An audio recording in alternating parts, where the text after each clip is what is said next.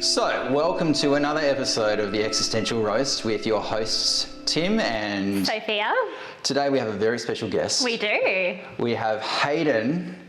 Haydon Greetings is... all. Welcome, Haydon. you. Welcome to the podcast. Thank you. Welcome, Haydon. So thank you so much for joining us. Quick question. What do you want the world to know about you if you had to introduce yourself? I guess I would say in the last 4 years I've been on 50 dates, so hopefully I can come to the table with some experience about modern dating. 50 dates. That's quite a lot. I've been in a relationship now for nearly a year, so... This is so interesting, and I have to mention this because I went on a date a few months back and it was a really lovely date, and I really wish this particular person well. But I said something similar to her. I said, I've been on like 50 dates in the last 5 years or something. And I think that irked her a little bit because the implication was, what's wrong with you? Yeah. I think it sounds like she was like a romantic in that, she's looking for her, true love. I would say I'm a bit more... Well, you found your one true love. It just took you 50 times to get there, It took me right? at least 50 dates. The way I see it, it's like, I don't believe in like true love, but I do believe that there are a number of people who are appropriate, for a long-term relationship. Yeah. And unfortunately, it sounds terrible to say this, but it's like looking for a house, or it's like buying a car. You don't just go to the first house or the first car and buy it. You need a one by one look at and assess, get to know the features of a house or the car. That's and such a work good out, analogy. I love that. Does this work? It sounds so capitalistic. It sounds so like No, it doesn't. anti-romantic, but it's... Yeah, you need to sort of assess, does this fit me? Does this fit my lifestyle? So that's where I've been going wrong. I haven't been going to the car yard. Exactly. That's where you should be going first. So something you said, you're looking for the appropriate person. Sure. Yeah. What is an appropriate person? Yeah, what does that look like? When it came to dating, through this journey of 50 dates, you just need to bring it down to what are the core values that you are looking for. And it came to two things for me. The first was intelligence, and the second was kindness, which I think, funnily enough, is sort of the attributes my parents have. My father is very intelligent. My mum is very kind. Aww. So I'm just trying to find someone who's like my parents. But Yeah, you want to date your mum, basically. yeah, I want to date my mum. But when you're looking for someone, you should just write down, what am I looking for in a person? Is that what you did before? I wrote it down mentally, Yeah. So you had a checklist? Well, just intelligence and kindness, essentially.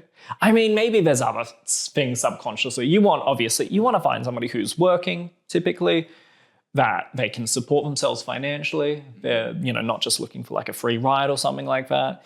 They share similar, political values, maybe spiritual values. That's an interesting one, because what if your political values or ideologies don't align? What if you're a bit of a leftist, but your partner's a bit of conservative, or the other way around? Yeah, like what if your partner loves Trump?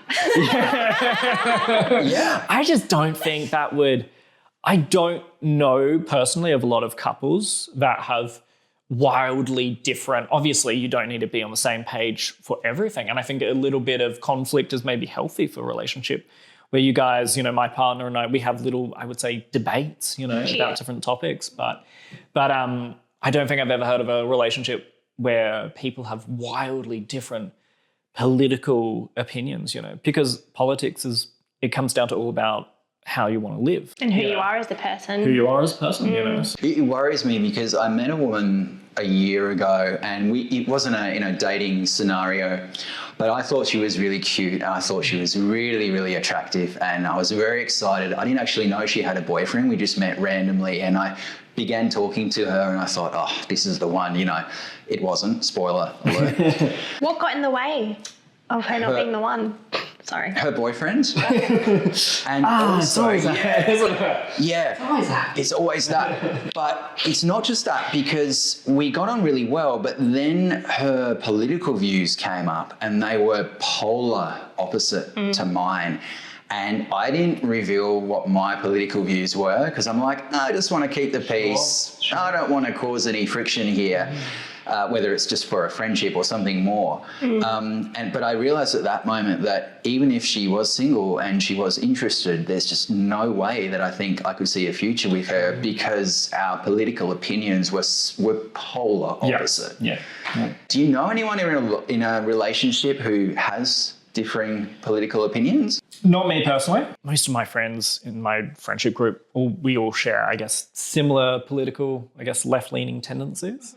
But I did have a childhood crush from when I was 12, and then we became friends on Facebook 10 years later. And I remember on the eve of the one of the elections, she came out with a Facebook post in favour of a certain prime minister who I, was strongly against, and I instantly, not that we would get into a relationship or that we were communicating, but I instantly unfriended. So interesting, yeah. Hang on. You unfriended her because of her political affiliations. I just cleaning up house essentially. I mean, politics does divide people. I think. The whole saying, if you don't stand for something, you'll fall for anything. I think that's quite true. I guess where I struggle with that concept is they do say that, you should pick people from different worldviews to have a broader... I mean, you and I are a great example of that. We argue all the time about things. Yeah. But I think in a relationship, I think I agree with Haydon in saying that it's important not to be fighting about the things that you care about. This is something that you're going to have to live with, and if you don't believe in raising a child the same way, or how to how the world's being run, that would be really hard. I've got friends who think one way politically that don't align with my personal values, and for me, how I handle it is just not bringing them up. Yeah. Because I know that if I bring them up, there's going to be a fight and things are going to go pear-shaped pretty quickly. I'd like to bring them up. I'd like to think we can live in a world, and this comes back to dating as well. I'd like to think we live in a world where we can have those discussions, have completely opposite views, but still at the end of the day get along. Yeah. Now, maybe... a little bit, I don't know, what's the word? I'm an idealist, or... You're a romantic. I'm a romantic, like I don't me. know. We just think love's going to save the day. Yeah. But I don't know if that's the case. So I'm curious, because everything you've said so far is quite logical, right? Like you want someone intelligent and kind and have the same values. Where did a spark fit in with that? Because obviously chemistry is a big thing as well. So is that important to you when you're dating? Do you know what's funny? I would say I've been in 2 long-term relationships, and with both of those relationships, I wouldn't say maybe there was a small spark, obviously some attraction between the two of us, but at no point did I think, oh, this is the person that I'm going to settle down with, spend the rest of my life. The way I did it, I just took it by a date-by-date basis and just got to know the person, because I don't think you can't just work out who somebody is from 5 minutes of meeting them. But do you believe in the spark though? When you first meet someone, sure. For you to have gone on 50 dates and then met your now partner, what was it about her? Because I'm sure it wasn't just that she was there's a lot of intelligent. I'd like to think there's a lot of intelligent and kind people. I would say we had a lot of similar interests together. She ticked a lot of the boxes, I think that most people have, the stable job, she had goals and ambitions. You're a very logical person. Very logical. It's they've got luscious lips and light. Yeah, I'm like, she's hot. They smell great. She was attractive as well, which is important, she was attractive as well. Okay, so that is important to you. She reasonably athletic, which is important, another value for me. Do you have a type? No, I would say I'm open, because I find if you have a type, then maybe that might limit, what you're looking for. I think I would just boil it down to just key attributes: intelligence, kindness, maybe athleticism, ambition, that sort of thing. And so it's a broader list that you're checking off of, when you go on a date with somebody. But did you bring a checklist to all of your dates? I brought the clipboard, I brought the pen. And I just ticked it off right in front of him. I didn't even break eye contact with. Athletic.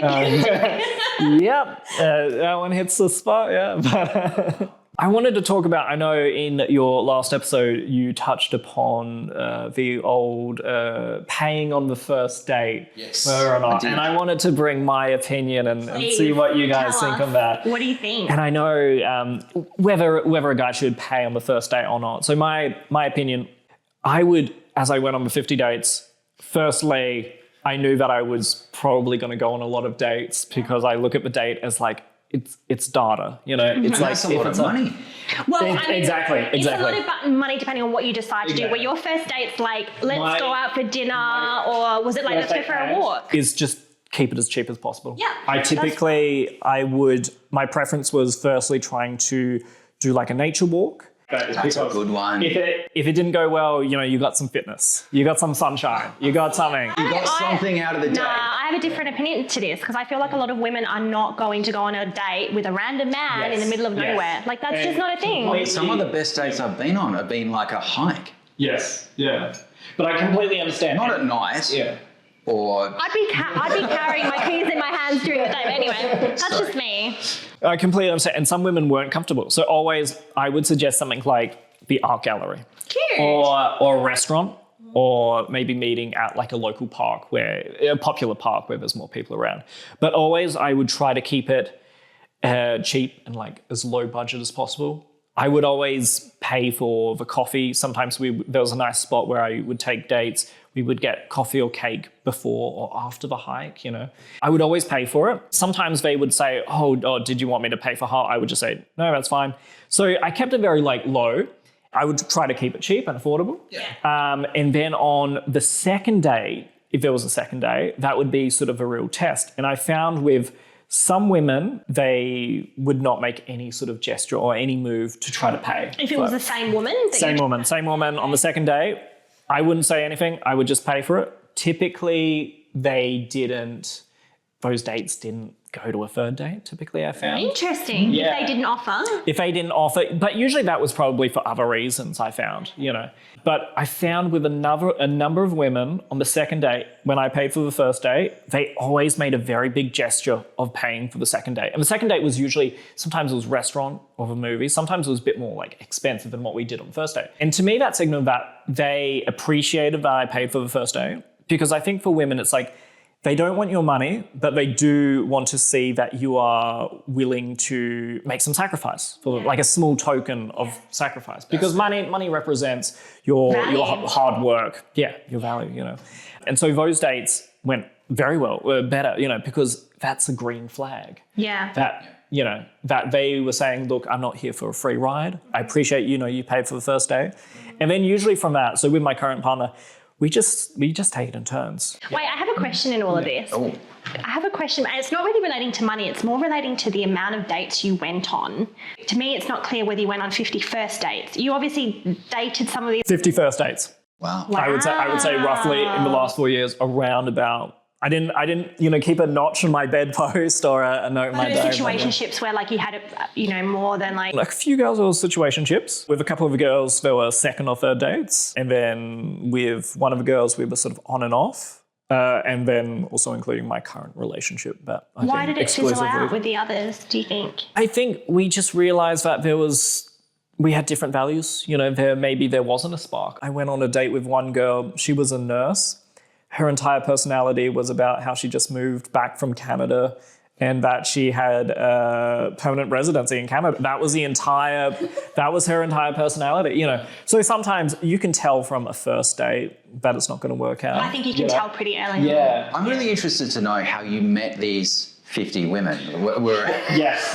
Well, he had them lined up outside. Yeah. No, because if you can tell me how you met these 50 women, Sure. Primarily Hinge. I think Hinge is the best dating app, in my opinion. As we were talking about the holy trinity of Tinder, Bumble, Hinge, I would say that Hinge is probably the best. Hinge is where you met your current partner, yes, right? Correct. I did, for a brief period, I did pay for the premium Hinge account. Yeah. I think that was like, for 3 months, it was maybe over $100 or something. It's more than Netflix. It's a bit more expensive, but it does. Does it make any difference? It does come with benefits. You get. My understanding is that when you send a message, you go straight to the top of her message. I also think I did work a fair bit on my profile.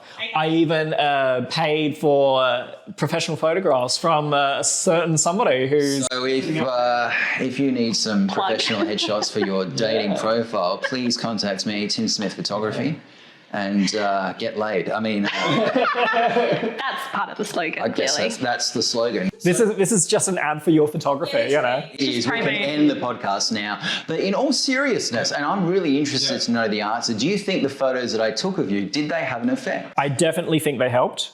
It's all about with the profile is putting your best foot forward. On just a quick side note, I did get on 2 occasions the compliment. Somebody said, I wasn't expecting you to look like how you looked in the photos. It's the hard thing about online dating is that you just have a few pictures. It's a couple of sentences. How, you maybe list some of your values. How can you truly know someone? Of course. And we've talked about this before, where words are 10% of communication, and you really don't know much about someone until you're face-to-face with them and you have other communication cues, body language, vocal tone, subconscious communication. Smell. We know I'm big on smell. Pheromones. And I never bring it up because I can't smell. I can't smell. No. I have no sense of smell. At all. It's an actual medical condition. It's called anosmia, I believe. So I put cologne on before I go to dates. Sure. But I don't know what I smell. Yeah. For the record, he smells great all the time. You do. You smell fine. Thank you. I'd tell you if you didn't. Thank you. I have a question for you boys. Is now a good time to go into my segment of asking the question about exclusivity? Please do. Okay, so just off the back of Haydon's 51st date, how soon, and this is for both of you, how soon is too soon to bring up exclusivity? Straight away. First date. That's too soon. I went on a date and the guy, on the day we met, he was like, I deleted Hinge. I didn't. See, the problem is, Anyway. even if you're really, really into that guy, say you go on this date and you're like, wow, this guy's amazing. Yeah. Then he goes and says something like that. No. Suddenly you're not interested anymore because it just comes across as a little bit too needy. Little bit needy. Yeah. I do believe that when you know, like with my ex, the first date we went on, I was like, yeah, this is it. I don't want anyone else. But we didn't have that conversation for weeks. Yeah. It wasn't spoken. It wasn't spoken. But anyway. It's the sort of thing that you keep to yourself, I think. But how soon? There's a sweet spot. There's a sweet spot, right? You can't be too soon. I want to be in a relationship with you. It's 5 minutes into date 1. Too soon. Yeah. But maybe, date 69, 70, you're kind of like, well... 69 was an interesting number. Freudian slip. Let's unpack this. You can see where his brain is. Clearly sexually frustrated. We need the Rorschach ink blots, And what do you see in this one, too? Yeah, the psychological analysis. But coming back to my own current relationship, I think it was after a couple of dates. We saw each other pretty much every weekend after the first weekend. That's so awesome. And so I think it was almost at first unspoken. Yeah, okay. That You just knew. You're just giving that person, that time. When I was doing the 50 dates, sometimes I would be doing one date on a Saturday, one date already lined up on a Sunday. I didn't say to her, oh, by the way, you've got some competition tomorrow, Actually, no. oh, hey, you're not the only one that I'm seeing. But obviously, I think within a few dates, you probably want to say to the person. Really? I think Gabby said to me like, oh, I've deleted Hinge, and I said, I'm not looking at the app. I just haven't deleted it, but I'm not looking at it. I stopped. I put on sleep. I put a lot of effort into the profile, okay? But yeah, you can put it on pause. Within a first few dates, I wasn't sort of answering any new messages. I wasn't swiping on anyone new. What about your current matches that you had? I think I had a couple and I just didn't respond. And obviously I saw those matches as not as good potential as what I was currently experiencing. So what's your opinion on the rules when it comes to how many women can you be talking to at the same time? When do you stop talking? I was telling this to one of my friends. I was telling this to one of my friends and he was shocked by when I said I would be talking to several women at the same time. Whereas he would traditionally just be talking to one girl at a time, I guess, before you'd even gone on a date, something like that. On an app? Yeah, on an app. And I'm just thinking, the way I found when I first got into dating, I came from a very needy place. And I feel like if I went on a date, it would be, I'm thinking, oh, I hope this goes really well. You know, I would be coming from that place of, I don't know, slight desperation. So focusing more on how they perceive you rather than what you want. Correct. But whereas when I'm talking to multiple women and I've got, let's say, several dates lined up, there's a lot less pressure.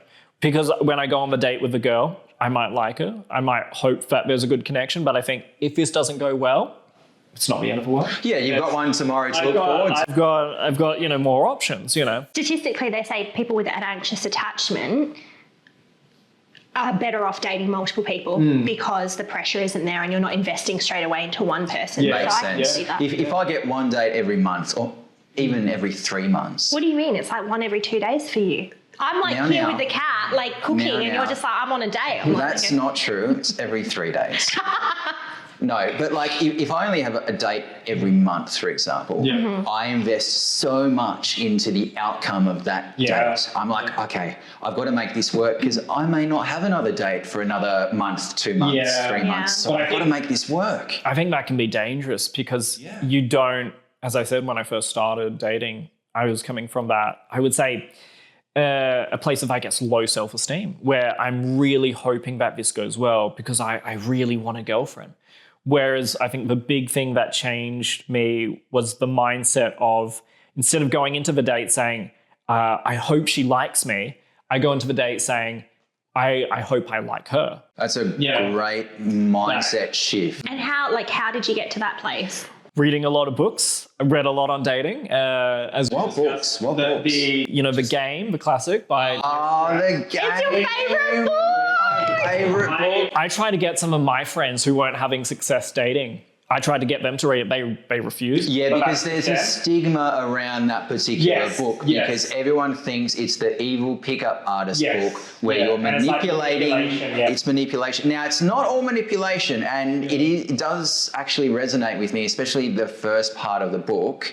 So I read The Game when I was younger, and I read it because I didn't want to manipulate women into bed with me, and a lot of people who hear The Game... You didn't? No, I didn't.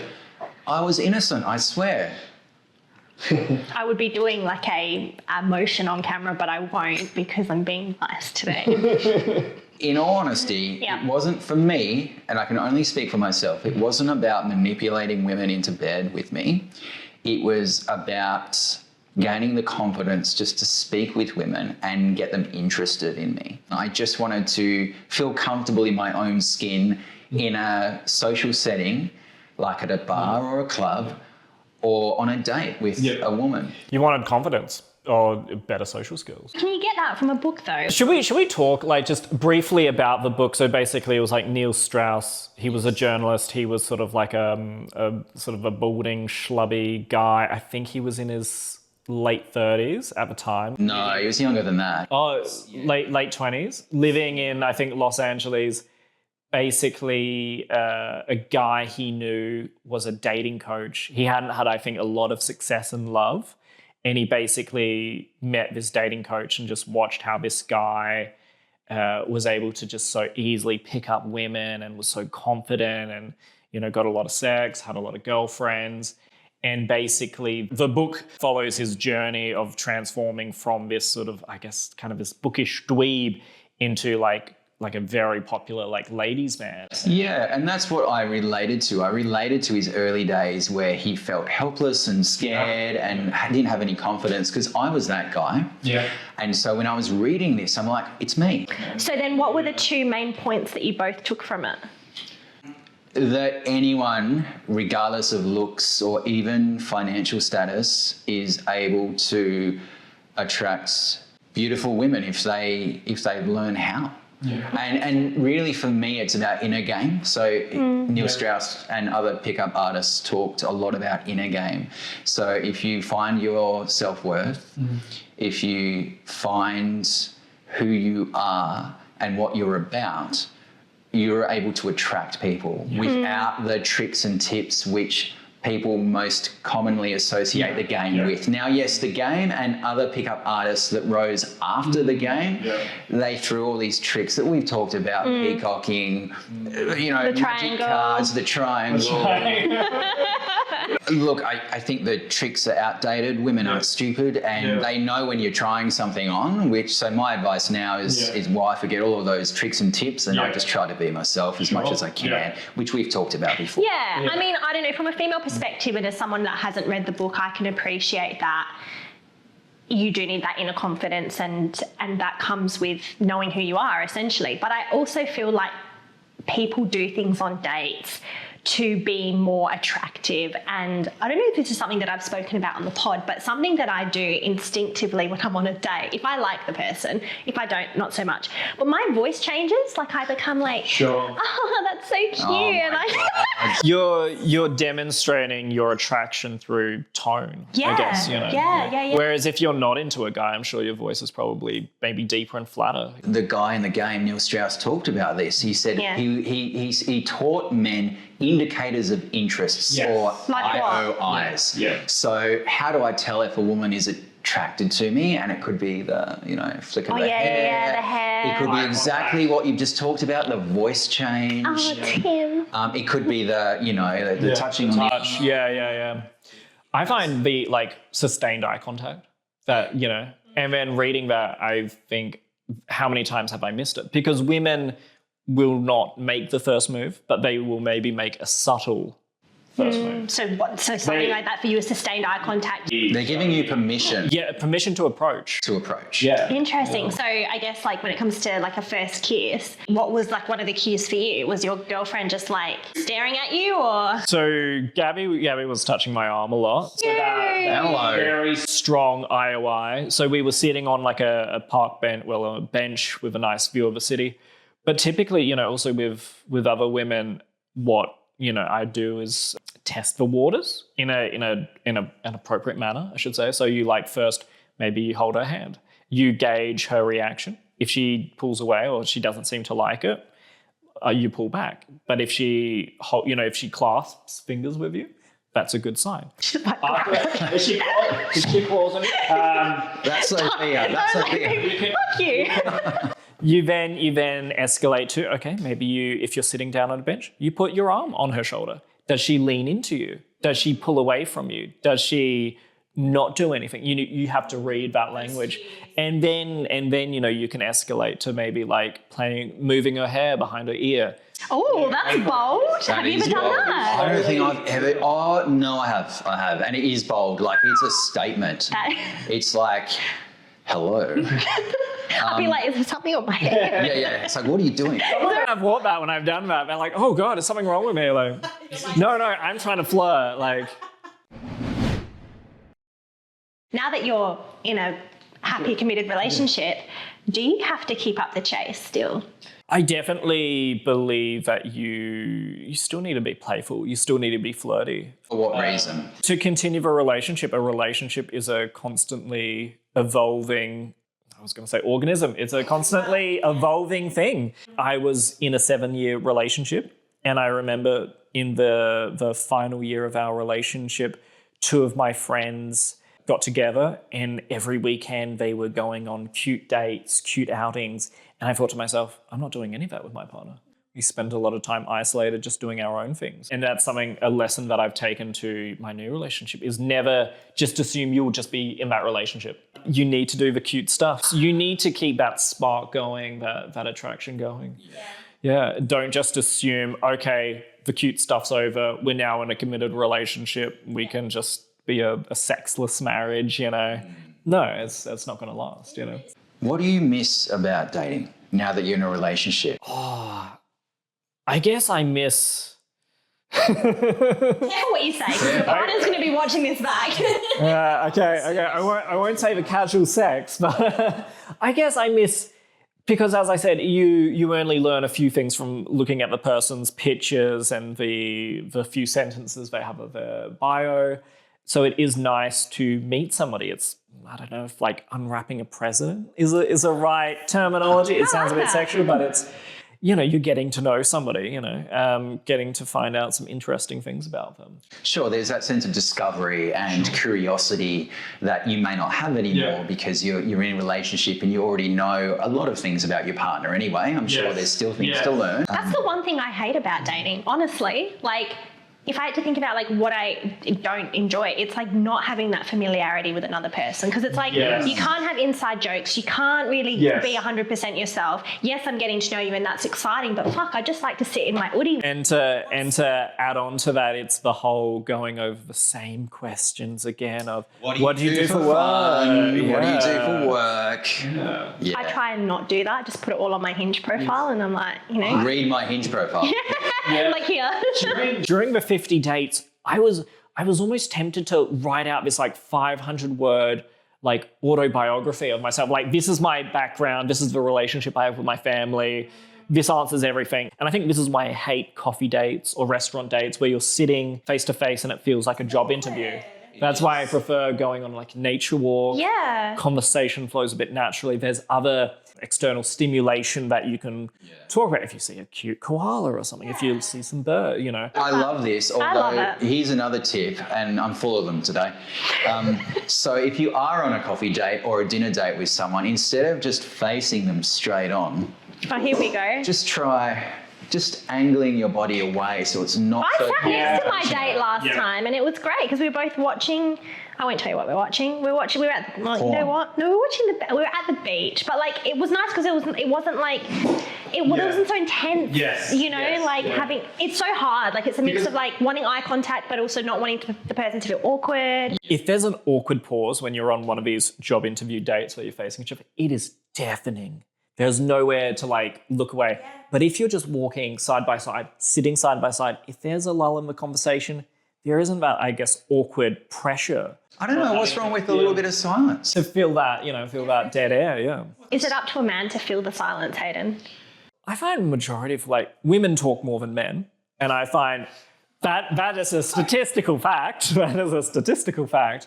But when I would go on dates, I would always have, I guess, general questions in the back of, the back pocket that I could, pull out. And I try and dodge that surface level, what do you do for work? Rather, I try to get down to more deeper stuff where you can have a discussion such as, why are you passionate about that? Why did you choose that career? You try to skip that surface level bullshit. I went to one of my singles nights a while ago now. You talk about them so fondly and affectionately. I keep bringing them up. Single nights, yeah. I got to this single night and there was a woman absolutely beautiful and she was sitting all by herself and I thought, I'm going to hone in and go say hi.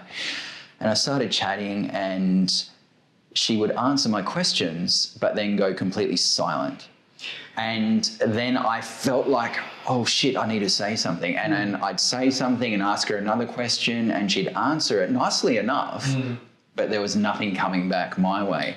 And I think it was the most awkward conversation I've had in recent memory because I was trying so hard to have a conversation and to lighten her up. Now, this is probably just her way of saying, I'm not really that keen, but I do have to bring this up because I think if you're at a singles night, you need to put in a little bit of effort. Have a 3-minute conversation with someone, even if you're not that interested.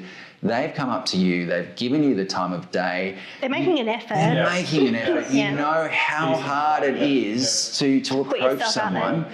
Give them a little bit and then say, hey, nice meeting you, I'm going to go. But something you said in our last podcast was to be interesting, you need to be interested. Yes. And I think that is so valid. And I don't necessarily think it's just like a sign of someone's disinterest though. I do feel like some people just aren't good at making conversation. Sure. Absolutely. And I have to put a disclaimer in.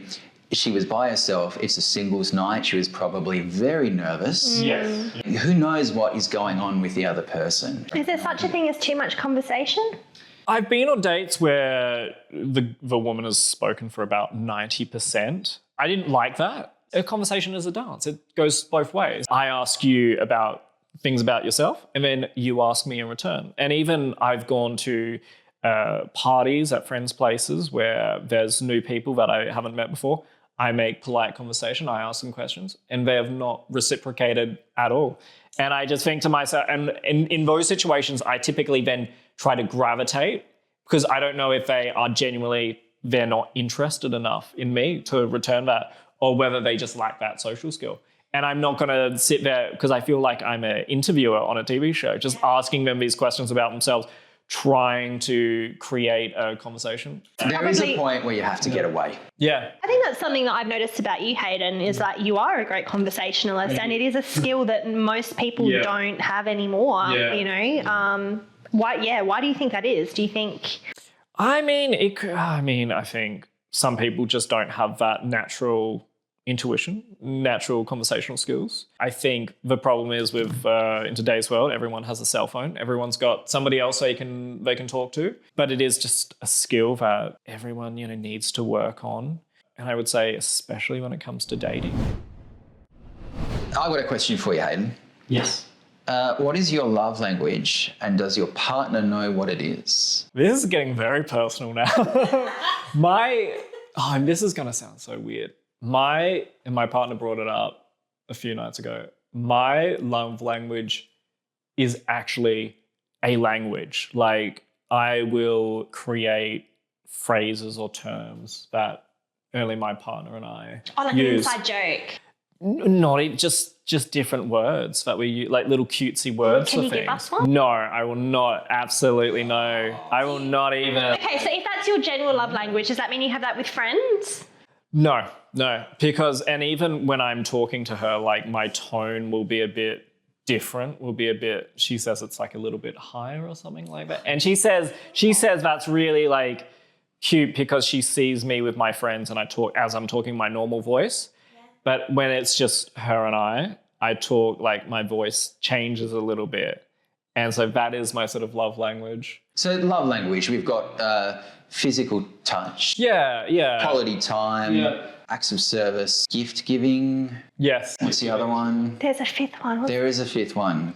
If you had to pick one of those. I would say a little bit of each. So as I said, you know, I developed like a little secret language, I would say, with my partner. And over the years, that just grows. Have you done that with everyone that you've dated? With my first long-term ex. And the thing is, she said that sometimes she would be talking to her boss and she would accidentally like slip in some of those words. Hang on. So you've created this language with multiple partners. This kind of reminds me of, like, you know, some tribal cults that speak in tongues. Yeah. It's a thing. Yeah. But I do enjoy just cuddling on the couch, making my partner a coffee, you know. So quality time and acts of service in there. Sure. But I just want to go back to that because I don't think that's, you know, if you think about when couples move in together, they say that biologically our bodies become synced up to each other, right? So like your heart beats the same rate as your partner's and you have all the same kind of physiological kind of, why are you looking at me like I'm a crazy person? It's true. No, but it is, go on. So I don't think that's necessarily weird. It's just you're so in sync with each other that you're kind of in that private bubble. Yes, yeah. That's a good word. I think private bubble is the way it is. You create this, I guess, this safe space for the two of you. In fact, I actually use this term, I call it safe space, where I say to my partner, where you can sort of give your opinion and feelings at the risk of maybe offending them. If you think that they're in the wrong about something, you just say safe space. Just to prompt them to say, hey, I'm about to call you out, you know.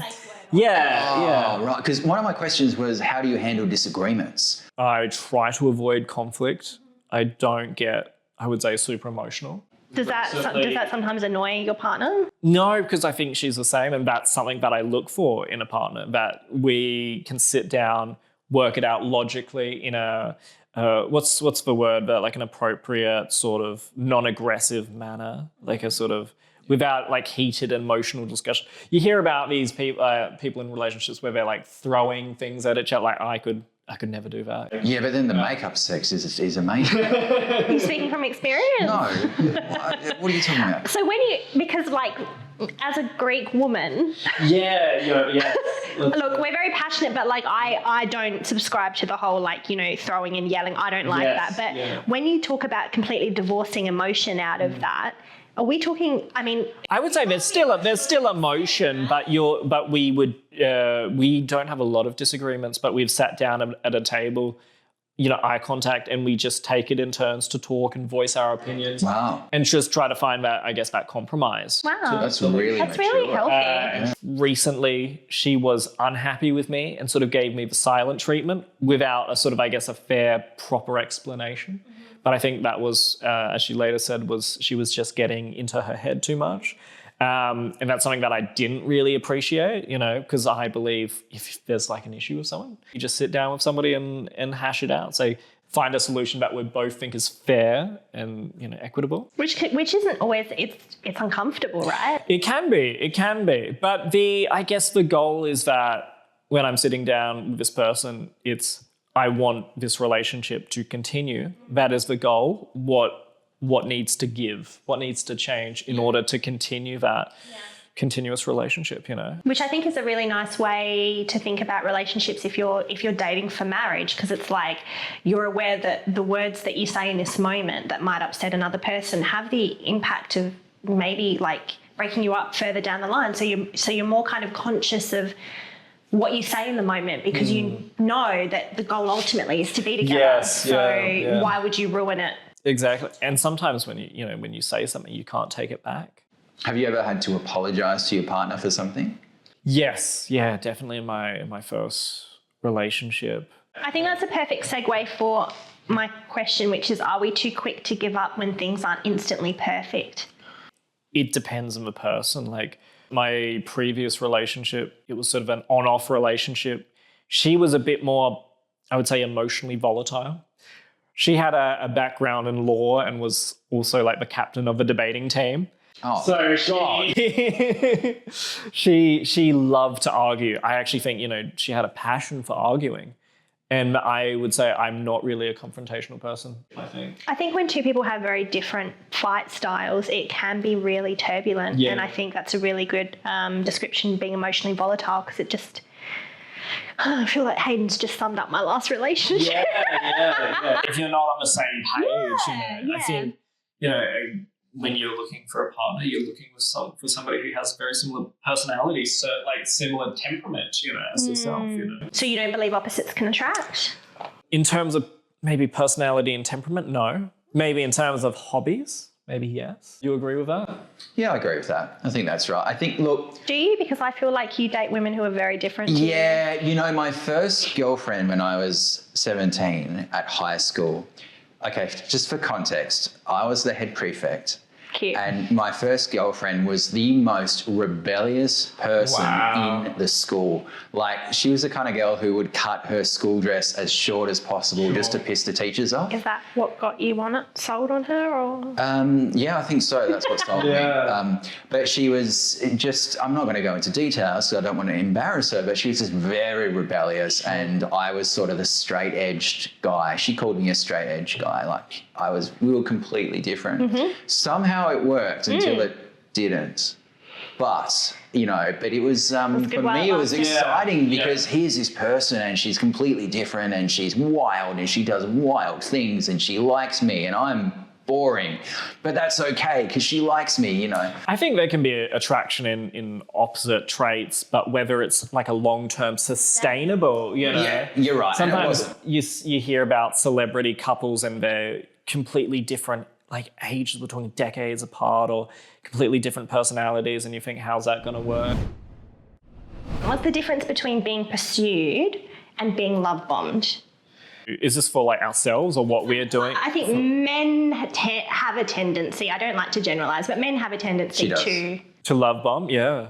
You know what I think it is? Love bombing is when you're throwing all your love at someone and then you're quickly pulling away. I would say love bombing is just bombing them with love, but I think there's another step where that can turn into manipulation if they then suddenly withdraw the love bombing. But then the difference between that and being pursued, because if you like someone, you're going to want to tell them that, right? But I've dated people who've said things like, I'm obsessed with you, or I adore you. And those are very like strong words. Sure. Very intense. Yeah.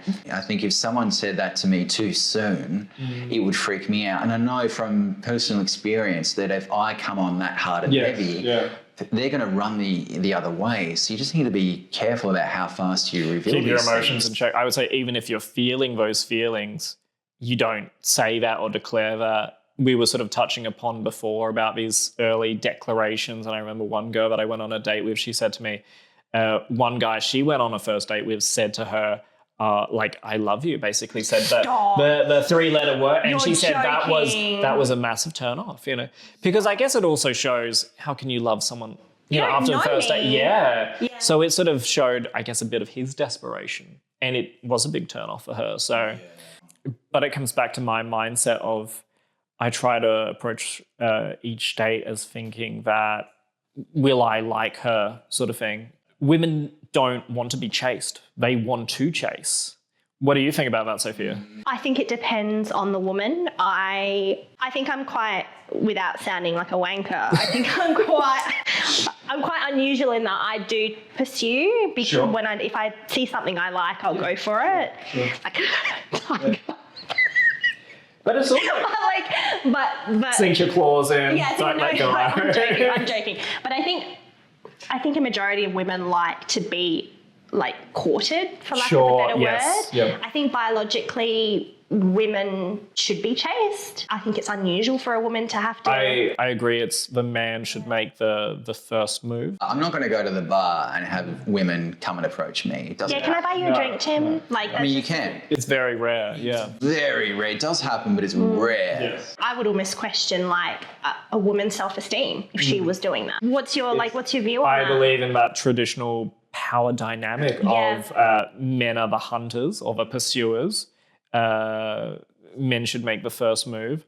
Women make the first move by giving the IOLs, the indicators of interest. IOIs, the indication of indicators of interest, with a look over the shoulder or something like that, which is the invitation for the man to approach. You know, they used to say back in the day was a woman dropping her handkerchief. That's something as simple as that. Yes, she won't directly begin the conversation, but she will create a situation in which to start the conversation, with which he may start the conversation. So correct me if I'm wrong, but if I'm in a club or a bar and I make eye contact with a woman, apparently if she looks down and then looks up again, that is my cue to go and approach her. I do that when I'm anxious.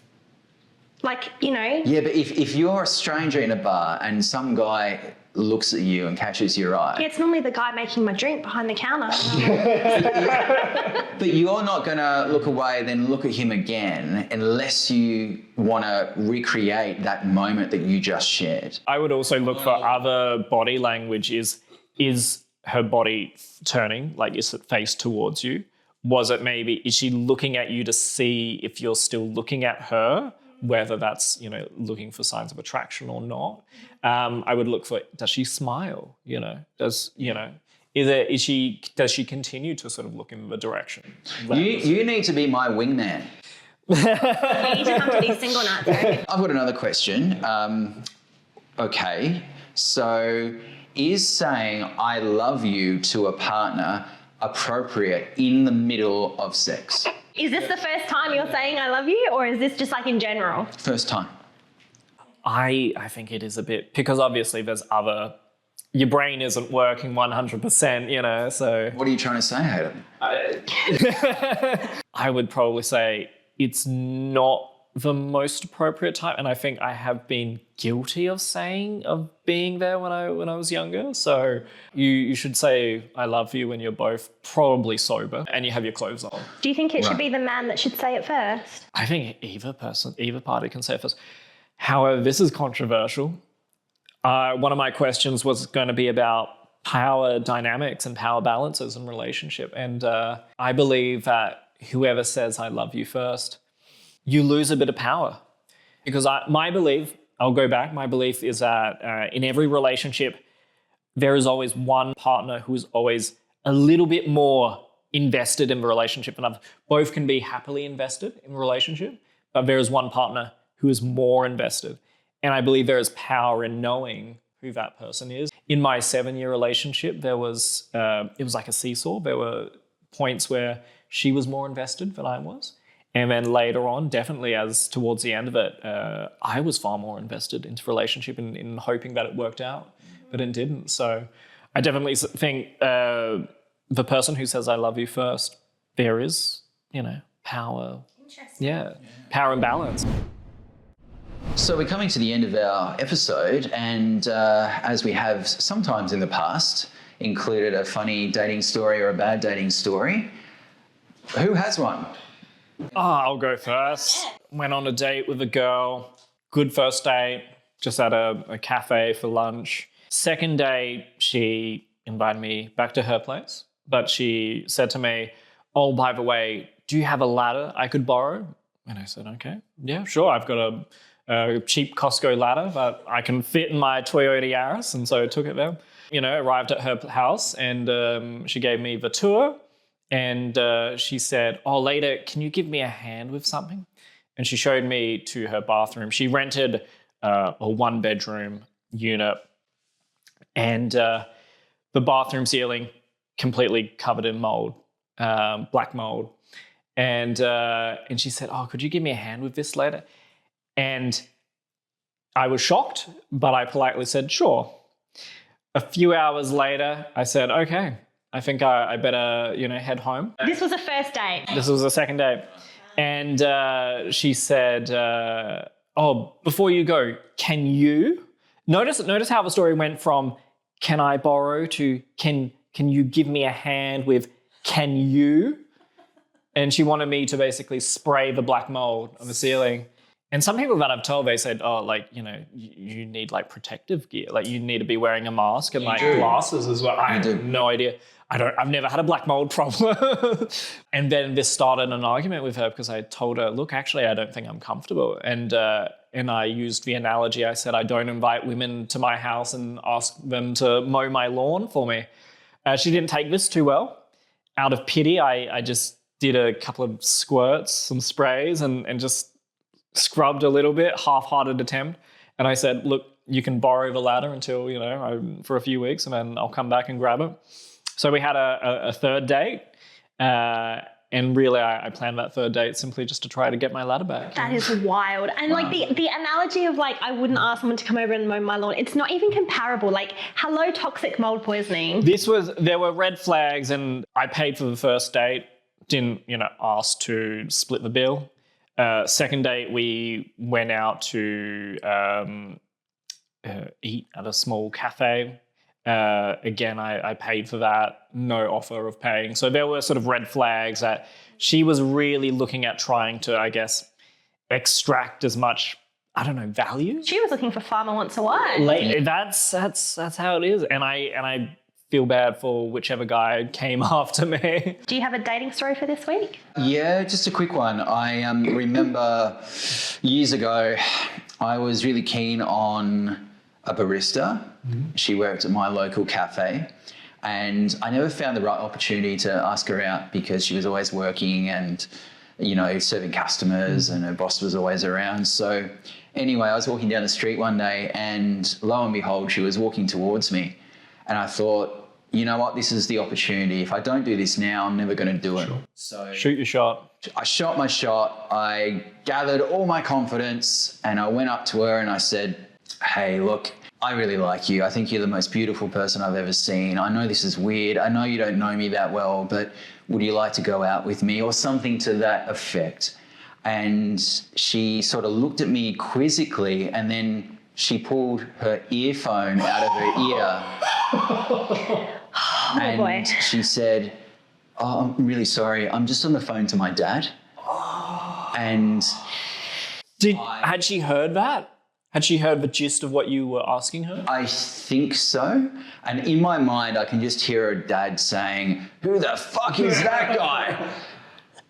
And I went red, I froze, I kind of went, okay, I'll leave you to it. And I sort of walked off, and look, it was fine. I still went back to the cafe, and we actually became sort of friendly and friends or whatever because I saw her every day when I went to grab my coffee. So there was no weirdness, but that was a very awkward moment for me. So moral of the story, next time you ask a barista out, you ask her in the cafe.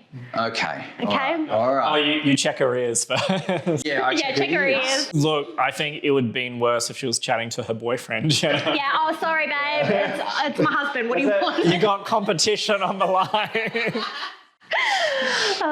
Well, look, thank you very much, Haydon, for being here. Thank you again to our listeners. We've got a few shout outs. I've got one for Candy. I've got one for Lisa. Dana, thank you for tuning in. Have you got anyone who's been listening in lately? People I've gone on dates with who probably shouldn't be watching the podcast. Shout out to my ex. No, I'm joking. Hayden, it has been an absolute pleasure to have you on the podcast. It's been really fun. Yeah. Cheers. Please come back. I happily. Please come back. Amazing. Thank you very much. Cheers.